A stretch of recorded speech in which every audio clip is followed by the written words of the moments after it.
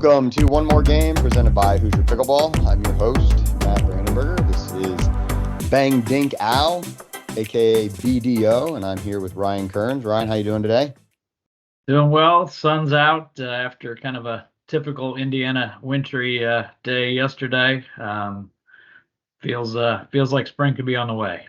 Yeah, it's kind of one of those deceptive sunny days, though, where it looks like, oh man, it's nice out, but then you go outside and it's a little windy and super chilly. But yes, it's always good to see the sun in February in Indiana. So yeah. Last time we chatted was Super Bowl Sunday. I will give you props. You were really close on your Super Bowl prediction. I think you had the spread right on, 3 points. You had the winner in Kansas City. A pretty exciting game, though. Did you enjoy it? Yeah, it was a good game. Definitely a little bit of a chess match, and the new NFL playoff overtime, dynamics in place there. Yeah, kind of relating that to pickleball for two guys who love the strategy part of pickleball.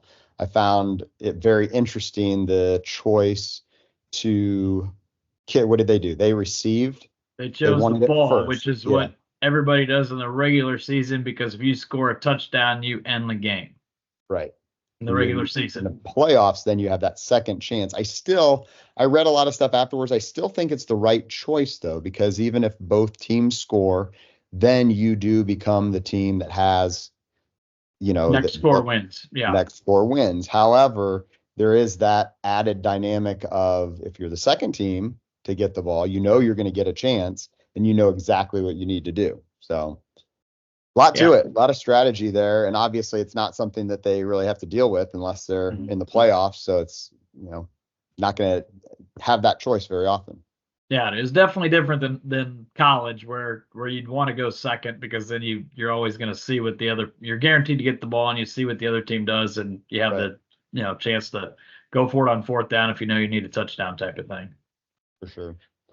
All right. Well, enough about football. We are definitely not football experts. Sometimes I don't know if I'm really a pickleball expert, but I've got dogs wrestling on my bed right now. So sorry, kind of my spot that I go to get away from all of this, but one of my daughters is rescuing them. So if you hear any growling in the background, that's not Abby. It is the puppies. So. All right. So, good to be with you again. This is our 5th session. And we have another good friend, my partner in crime, for a couple upcoming tournaments. We're getting ready actually this weekend to play together in the minor league pickleball that we're doing at Ace Pickleball.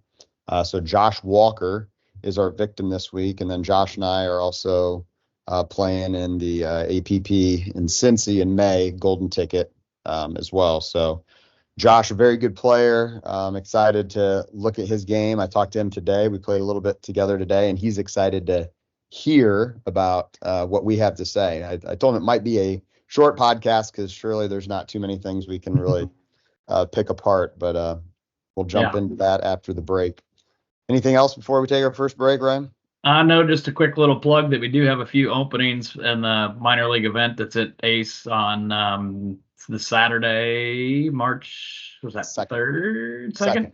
Okay. So, we still have a few openings. 2 guys, 2 girls on a team. So links are online. Check it out.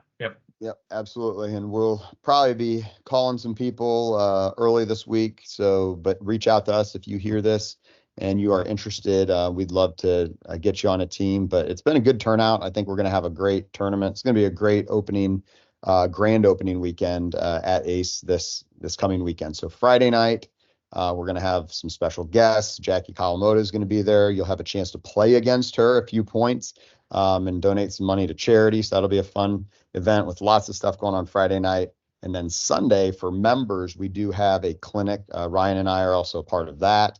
And then Jackie and Jade will be up giving instruction as well. So a big weekend ahead for us. We're really looking forward to that. All right, well, let's take a quick break and then we'll come back and pull up the video and get started. We'll be right back. Parents, your teen driver or soon-to-be driver looks to you for guidance on safe driving techniques. Drive Alive is an organization dedicated to young driver safety. Visit our website at drivealiveindiana.org to view videos designed to facilitate conversations between parents and their teen drivers. Topics include getting to know your vehicle, understanding car insurance, simple car maintenance, and what to do if you just had an accident. Visit drivealiveindiana.org to learn more. All right, welcome back to Bang Dink Ow. I'm Matt Brainerberger alongside Ryan Kearns. Ryan, we said before the break, we have Josh Walker, who we are going to be talking about today. Josh is my partner for a couple tournaments coming up soon. And you had a little disclaimer before we begin, though, as we talk about the 4 players that are going to be involved. Just one thing, I didn't really want to get too into X's and O's a lot. I mean, number one, Josh makes a lot of good choices throughout the video anyway. But had this been maybe a gold medal match of a golden ticket event, there's a chance I probably would have seen a lot more balls than Jackson. Jackson's a pretty offensive player with a lot of reach, and I might have been the target, maybe more so than it was in this video, where Josh was just kind of moving the ball around. And like I said, that's just a good idea for rec play in general. You're there to get better. All 4 players, paid to play, so they want to see the ball. So try to focus on hitting the right shot as opposed to maybe hitting it at a certain player. And there are times where the ball is going to force you to go at one player or the other, maybe when you're in a defensive position. But a lot of times when you do have choices, it's a good idea to move it around and try to hit the right shot as opposed to just targeting the weaker player. Yeah, it's a good point. I would second that as well. I would also add to that, you are no slouch yourself. So Jackson, obviously a very good player as well, but you two are a good matchup because you're a very good right-sided player when you have a very strong left-sided player with you. So, personally, and maybe this says more that I need to think more strategically, but I'm not necessarily going after you per se or staying away from Jackson. I'm just trying to hit, like you said, the best shots. And I feel like that's, Josh does a good job of mixing it up, as you'll see as well in this. So let's jump into it. Here is our matchup. Walk us through the 4 players that we see on the court. Okay, so on the right side of your screen, I'm in the bright red paddle tech gear. Yes. I'm very, very bright red paddle tech gear. And also on the right side is Jackson Lindquist. He's got the gray Selkirk shirt on with a white hat on backwards. And then on the left side, both you and Josh Walker have the darker gear on. Josh has some bright reddish orangish shoes, and you have the protective eyewear. So I guess when you're all kind of jumbled in the middle, those are the 2 distinctive characteristics of you two. There you go. Okay. So this is the start of our game. We'll just kind of let the first point play out. And you liked something in particular here on this first point. What was that, Ryan? Yeah, so we served first, and the very first return from Josh is deep and down the middle, and that's one of the things I tell people, especially in the intermediate type clinics. Deep and down the middle is good. Josh has played with Jackson and I, so it's not like he doesn't know us or is not familiar with our game, but that's just a good way to start. It's high percentage, plenty of room for error. It might cause some confusion, even though Jackson and I have played together some. A lot of times it's going to keep both people back. And then if you're playing a tournament too, you might get a good read right away as far as maybe who's going to take more thirds, or who's maybe got a stronger forehand or a backhand, or just kind of how the other team in general communicates when the ball goes down the middle. So it's a good safe way to start, and also gives you a lot of information on the other team. Yeah, I like that. And just even from a strategic standpoint, one of the best pieces of advice I ever got when I first started playing tournament wise was just to begin the games, just stay middle. Like as you're trying to dial in, even in rec play, I think about this, the very first game or so, I'm just kind of playing more over the middle of the net. It's a little bit lower. If my returns are more the middle, there's just more margin for error, and it kind of lets me kind of get into the flow of the game a little bit more. So you're able to pick up a lot of things and also make less mistakes if you just kind of keep it middle to start. So there's just a little tidbit there. All right, fast forwarding here a little bit to 24-12. Josh gets his shot a little bit too high here as we come in, and then we get beat right up the middle. What did you think about this one here? On that one, and Josh has got good hands and he's got good defense, but that's a situation where maybe he's up a little bit more than you are. The ball's kind of coming your direction, and I know it's his forehand versus your backhand, but I think maybe you'd had a better chance if he just kind of stays out of there in general and gives you a chance maybe to defend it with your backhand. I mean, it was a situation where maybe you're not going to win the point anyway, but it was kind of more coming to your area, and it probably would have been a little bit better if he just kind of stayed clear. Yeah, so his positioning there is on the left side. He's pretty much right in front of you. So he really has more line responsibilities. Yeah, exactly. And he has line, of, and you got middle, and if I hit some short angle, then whatever happens type of thing. But you got to take away the two highest percentage shots of down the line and in the middle. So that would be one thing for you. And Josh is, and I let Josh get a lot when we play together. He's such a strong player. I love his defense, and I'll let him get a lot of balls. And maybe he just, that's maybe a point for both of us is, Josh, you stay your line there and let me play the defense more in the middle there, even if it is my backhand. But I mean, to your credit, you put it in a really good spot. Wasn't a whole lot we could do about it. I don't think I'm probably getting that ball back anyways, regardless. All right, very next point. This is something you mentioned Josh does frequently. And what's that? Yeah, so on this one, the return goes to you. Josh gets about halfway into the transition zone, and then he closes up on the kitchen line, which kind of gives you I wouldn't say like a free pass, but an easier transition in as the deeper player. So there's the return. He's in part way, so he's basically not allowing Jackson to go at him because it's not really a high ball, green light ball. So he's squeezing and narrowing Jackson's window. So then now the ball bounces when it comes to me. So he gets all the way in. You're almost all the way in. But once again, because he's all the way in, I'm not going to probably hit the ball to Josh. I'm going to try to go to you, the deeper player. But it's just a normal dink and allows you guys to get in and neutral, and you end up winning the point. But regardless of whether you won the point, as the receiving team, as the serving team, your goal is always to get to the kitchen line and at least get neutral. And then once you're neutral, then you just take your chances with the dinks or whatever happens. Sure. So, and right here, would you like to see me, though, a step or two in further? I mean, I hit mediocre kind of third shot drop, and there's quite a bit of space there between us, but because of the angle, I guess I'm okay.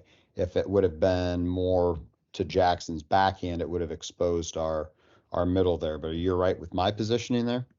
Yeah, I think so. Just because with it being Josh's forehand middle, he's probably going to come your way a little bit more. Had your roles been reversed and you're on the left side, he might have flirted with the middle a little more, but because he doesn't want any part of Josh's forehand with a floater, I think you're fine there. And the fact that you move well enough, it's not really an issue as far as getting it any tighter.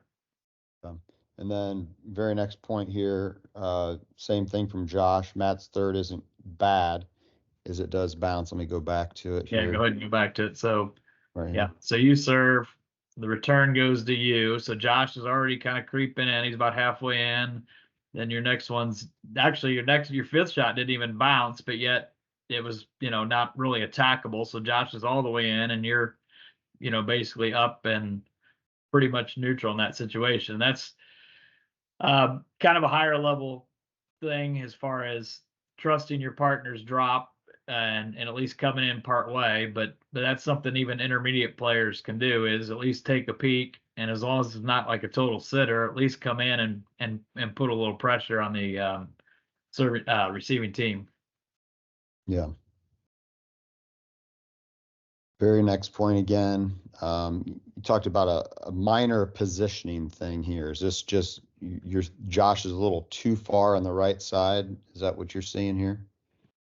He's got line responsibility. Yeah, so he's kind of middle-ish. Like right there, I think he's fine just because Jackson's so deep in the court. So like by being there, he's going to be able to play more balls with his forehand. Like had Jackson been a little more in the transition zone, I think he would have had to watch his line a little bit more. But I think he ended up looking okay on that one. Okay. Like Yeah, like I said, had the ball been a little closer to the kitchen line, I think he needed to maybe get out of there a little bit.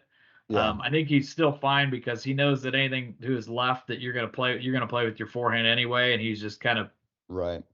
setting up his even, forehand for anything down the line, and he can get it. Yeah, gotcha. Yeah, almost even baiting Jackson. Like if you come down that line, my forehand's going to be right there. Yeah, because Jackson's actually falling back as he hits that shot, Sure. the previous one. So. And I hit a very poor dink up the line and miss it. So, all right, good. Let me go ahead to 25-50. So we'll skip ahead a couple points here. And what do we see here? Like on that one, I was saying forehand taking middle, and then he covers for you. A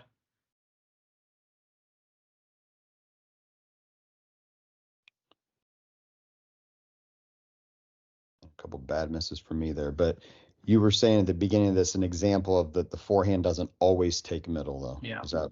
Yeah. So at one point, so you took the forehand, and then when you go to Ernie here, now he's basically just got middle, whether it's his forehand or backhand, because you're kind of off the court in that situation. Right. So that's not going to be a situation where he's going to bail out of there. So that it's kind of a minor thing that probably instinctual that he just covers it, but it just.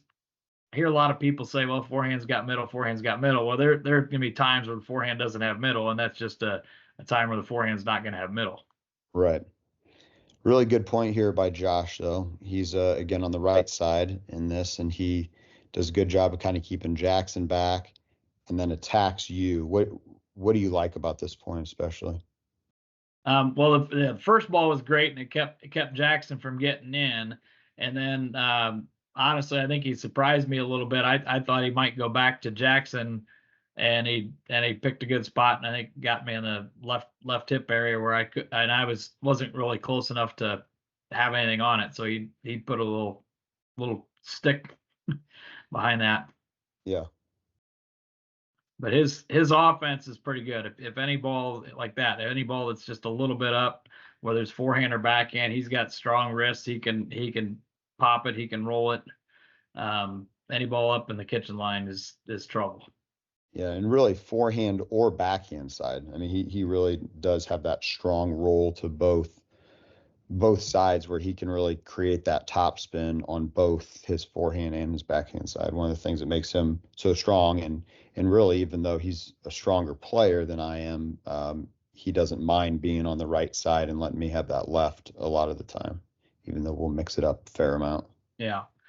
And he's one of the people too that I'm sometimes even reluctant to lob his backhand, because his like backhand overhead is pretty good, and he can usually get it down. Not a lot of people attempt to do much with a backhand overhead. They'll try to run around or they'll let it bounce. But once again, he's strong enough on a backhand overhead to handle it. Yeah. On this point, you mentioned something with your return going to the middle. You like that Josh hits his drop cross court. Let me replay this one just again to highlight this. Yeah, I like that he went to me because he already had kind of moved to the middle. So your whole defensive unit was on your right side.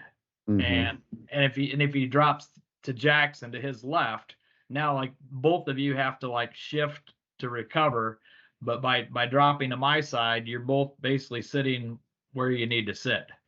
And mm-hmm. and that's something people should keep in mind, that when they hit their drop, they might have a spot that they like to go to, whether it's like middle or somebody's backhand or specific player. But a lot of times the return and who takes it should probably dictate where you're going to drop or where you drive, just to make it easiest the receiving team as far as not having to scramble and recover just to get into position. If you're already in position, you might as well hit it to where you least amount of movement's going to happen. Here's another positioning one where I go for an Ernie on this point, and Josh does a good job of covering for me. So let's kind of see how this point plays out. I'd go for the Ernie right away. Josh is kind of playing middle, and we get a nice little tip on the net there to win the point. But looking at Josh's positioning, you like how he followed me. Is that what you're seeing here? Yeah. So not only is the positioning good, he's already on your side of the court. And even though I'm the deeper guy and probably the obvious target, the fact that he then goes back to me once again, that means all you have to do is come back into the court on your side. If he goes to Jackson, now all of a sudden Josh would have to run and cover his line, and you got to run and cover middle. But back to me a second time, he can just stand where he's at, straddle in the center line, and you come back to your side, and your team is like already recovered. Yeah, and if you notice, his feet actually, I think, both went over to my side of the court. So kind of when I teach, I talk about a 8 to 10 foot rope that's kind of connecting you. And so I pulled Josh out wide as I did my Ernie attempt, and he came and followed me all the way and basically was playing singles while I tried to get back into position.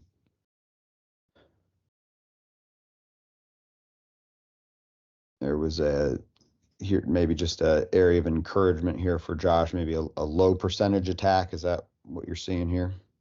Yeah, and once again, like I said earlier, he's pretty good at some of these mid-court balls, taking them out of the air, forehand and backhand, and turning defense into offense. But this one being on the backhand, I know it's hard to maybe tell the height of the ball from the angle we're taking this video from, but it was a little bit below net level, and he's coming middle to Jackson's forehand, and that's just probably not a good move, and that's probably a better choice would have been to just reset the ball, make it bounce, and then be back to neutral rather than try to turn the defense to offense in that situation. Yeah, because his first couple balls were pretty good. I mean, it was a good serve, really good return by you. Deep return, he backs up. Back. So right there, not a bad ball. If he just kind of takes that slower and gets in, just a little more patience on that one. Yeah. All right, great drive here on this next one. I believe the next point I'll fast forward to just finds the open space. And let's kind of see Jackson's position. Maybe he was creeping a little to the middle, and Josh recognized that. Yeah, and that one's probably a little more on me or your serve. I mean, I have a short return, and the ball's in the middle of the court, and I know Jackson more or less has line responsibility because I can't have line, but he's also going middle because I don't know if I'd have been able to get to the middle and get the backhand. So once again, Jackson's taking away probably the highest percentage shot middle, and Josh just hits a good inside out forehand to the open spot. So I kind of left Jackson probably high and dry there to where I'm not sure I was really covering any area because my return was so short. So Jackson took away the highest percentage down the middle, and Josh hit a nice inside out ball to the other spot. Yeah. So I like that. I mean, we talk about serves, not wanting to miss serves. Abby and I talked about that on a podcast recently, but I had a nice serve there that set up the entire point, right? It was, that kind of gave us the opportunity then to have Jackson come middle and then Josh to recognize that. So even though we kind of got on Josh a couple points ago saying that's not the one to attack, there are times to attack, and that was one where he saw the open space and was able to take advantage. Mm-hmm.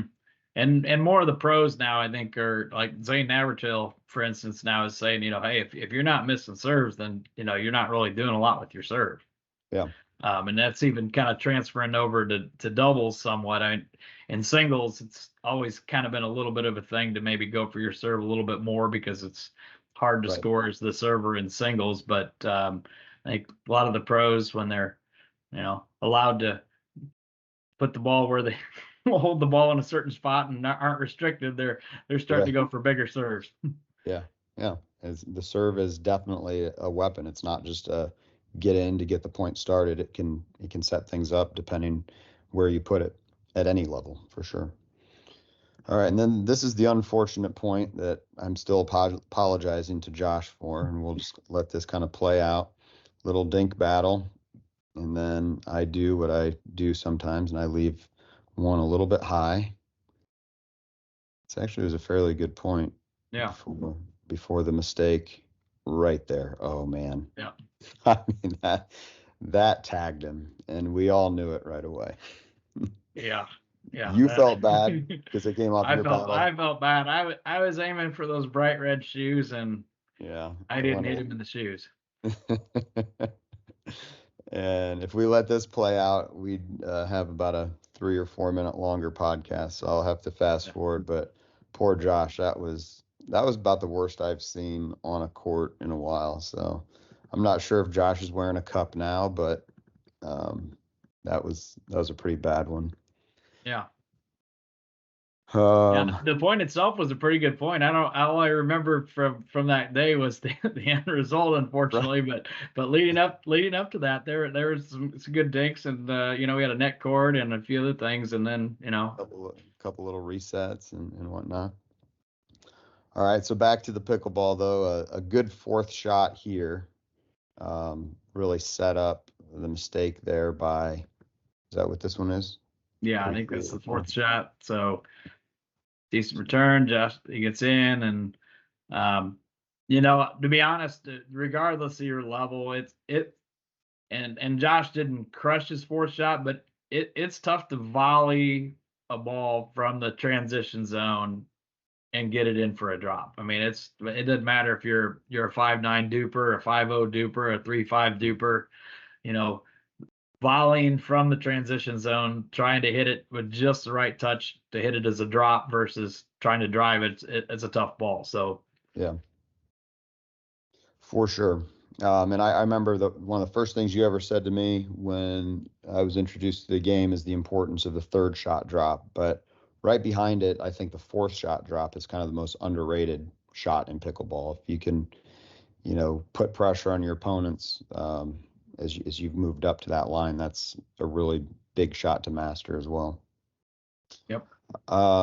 Here, Josh and I decided to stack, which is opposite stack. So put me on the right. I think we were struggling. I don't know what the score was at this point, but just kind of a note to sometimes mix things up in that way, and worked out for us there. Mm-hmm. Yeah. Anytime you're in a rut, kind of think about, okay, sometimes you're just missing shots, and it's not anything necessarily that, the opponent's doing to you, but just switching it up with stacking or unstacking, depending on what you're doing, just for a different look, a different matchup. Never a bad idea to give it a try. Yeah, and I think that's one of the things I enjoy playing with Josh the most is, he's obviously can take over a game on that left side. So sometimes it's good to have him over there, although he doesn't mind playing the right. So he's a very versatile player, which just gives you options for being able to do some different things. Let's see here. Go to this next one here. Go a couple more right here. Been going a little too far, sorry. All right, you said on this one, Josh is capable of picking this off, but might be easier for Matt, even though it's the backhand coming in to get that. So sometimes, and I kind of like to play more of that, safety position of back a little bit. And so there's a little bit more time for me to react. And like you said, even though I'm on my backhand side, this is one you might let go if you're Josh. Yeah, because he's like lunging, stepping way over to your side, and he's maybe 2 steps in front of you. He's probably he's taking the ball out of the air versus you might be able to play it on a short hop. And actually watching it again now, it almost looks like you might even be able to hit a forehand on this the way you're kind of moving toward the end there. So it's not even a case of his forehand taking your backhand, which might be a wash in some situations. Just kind of let the back guy get some of those kill shots. They have an extra second maybe, and in your case too, I think you'd have been able to play it off the short hop, which is taking some of the speed off the ball versus he's trying to pluck a ball out of the air that's below net level, and he's being aggressive with it as opposed to maybe resetting it, which would have been a tough ball to reset anyway. But Yeah. It's interesting you say that too, because I think that's at the higher levels, the guy who's kind of up a little bit does such a good job. I was just watching, I know you were watching it as well, the finals in Mesa, and Tardio and Daescu were playing together, and I just saw a handful of times, and at one point in particular where a ball was just like right there, and you could see Tardio was the one that was like, should I take this or should I let it go? And he just kind of kept on almost faking like he was going to get it, but pulling his paddle back at the last second to let it go by because it just wasn't quite there. So it's those split second decisions that the pros definitely are so good at. And I think it does get a little trickier maybe when your up guy is on the left side, assuming they're right-handed, because their forehands there, and maybe a better opportunity is presented as far as picking that ball off and doing something. I think when you're on the right side and you're up and it's your backhand down the middle, it does make it a little bit easier to kind of let it go. Like, what am I going to do with that ball anyway with my backhand? Versus when it's your forehand, you maybe have a little extra confidence you could do something with it. Yep, for sure. All right, this next point is the disappearing ball trick that gets played on me. I don't know what happened. Yeah, we could blame it on the play site video. There was a glitch. It glitched or something. Yeah, I don't know. I have no idea. I rewatched this a few times. Did it go right through my paddle? It was not a neck. It was not a neck cord. It wasn't. I mean, it was a good drop right there, but I got a little wristy. I don't know if that. Maybe I'll blame a bad bounce. We do have some rubber pellets sometimes, especially on this court. I feel like there's some odd bounces. So maybe I'll blame it on that. But that was a weird one for sure. All right. Let's fast forward just a little bit to this next point here. I like to go down the line with my forehand when I'm on the right side and see what happens. It usually doesn't work out very well for me, especially if somebody like Jackson's over there. Or is that the right one there?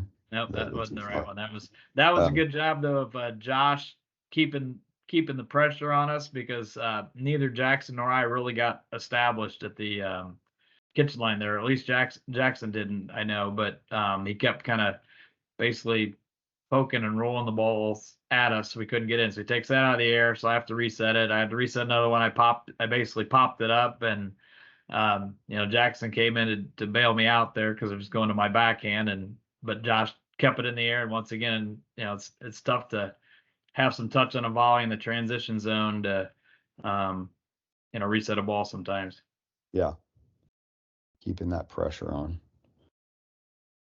Another pretty good point there. Here Josh does a good job, as he always does for me. When I got pushed off the line, just good positioning and kind of covering for me. He makes me look good a lot of the times just by covering in ways that, like right there, and I kind of stayed back and let him clean that up. Yeah, so. and that's a good play there with him coming almost all the way over, because there's that gap there. And you were fine stepping back, because it was just a situation where Jackson's dink pushed you off the line, so you bought a little bit more time there. You didn't come rushing in to take it, so he takes it, and then basically you would be able to slide back to the line. But that's something you see a little more like in mixed doubles. Some of the keyboard warriors might call that male being a ball hog, but honestly, that's just the job sometimes of the left side player when you have two righties to kind of come over and take that ball and allow the right side player to reestablish themselves up at the kitchen line. Yeah, for sure. We'll let the last few points here play out and make a couple more points as we go. I don't honestly remember how this game ended, but you can see Josh and I are still stacking with him on the left now, which is kind of uncommon for us, but that obviously had kind of worked for us, and we kept going with it. And Yeah, I think I shanked 2 high backhands that game and pulled them wide, and that was one of them. that was one of them. Yeah. So just kind of giving a different look. Josh doing a nice job. Again, that's how Yep. how it That was ended game there. right there. Yep. Yeah. And one thing that you noted, and I just wanted to highlight as well in this play is you said you didn't go and count, but most of Josh's third shots were missed high, and that's honestly been something I've been really thinking about more. I've mentioned before on this pod that I love the 4.0 to Pro pod. And those guys talk often about how important it is to have that third shot drop. I mean, pros miss only like 5% or less of their third shots. And it's not because every one of their thirds is perfect. It's because they're trusting their defense and they're trusting themselves to move in. Obviously, their thirds are much more perfect than mine, but Josh does a great job of that as well. Not trying to be perfect, trusting our defense, saying, if we give you, a third shot that may not be real attackable, then we'll take our chances on our fifth or our seventh to move into the line. Yeah, and he a lot of times, especially in his forehand, is going to hit with a little bit of top spin, and he'll put like a little extra loop on that.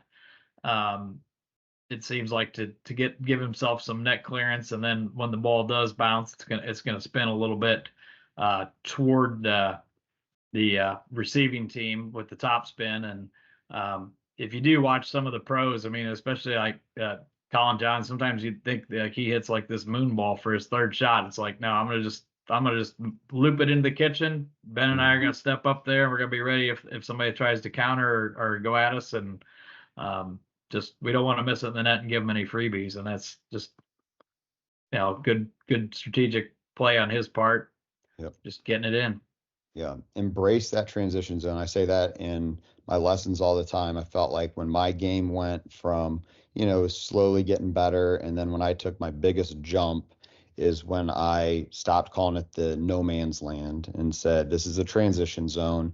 I'm going to embrace this. And, Ryan, you're one of the best at it, is just playing defense, just deflecting the ball, trying to, play that defense, get it over. And when it's attackable, attacking it. So, we want to attack the ball, but we want to attack when the time is right. And just it's a game of consistency and trying to stay in it. And that's one thing Josh does really well.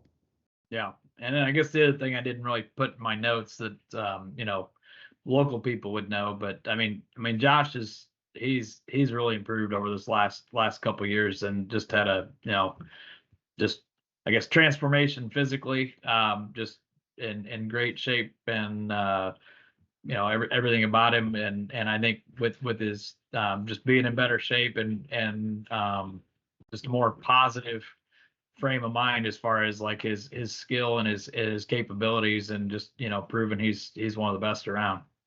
Absolutely. Yeah, that's a good point to make too, because he got much quicker.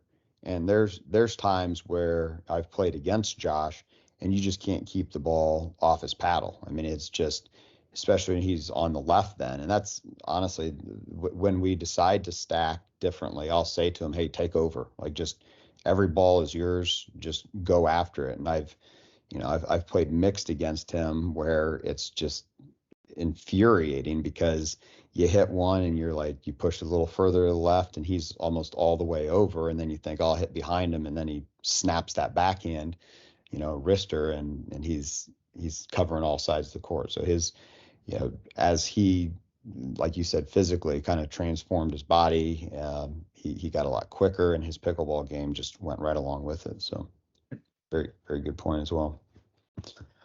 Yeah, I enjoyed, looking at Josh's game.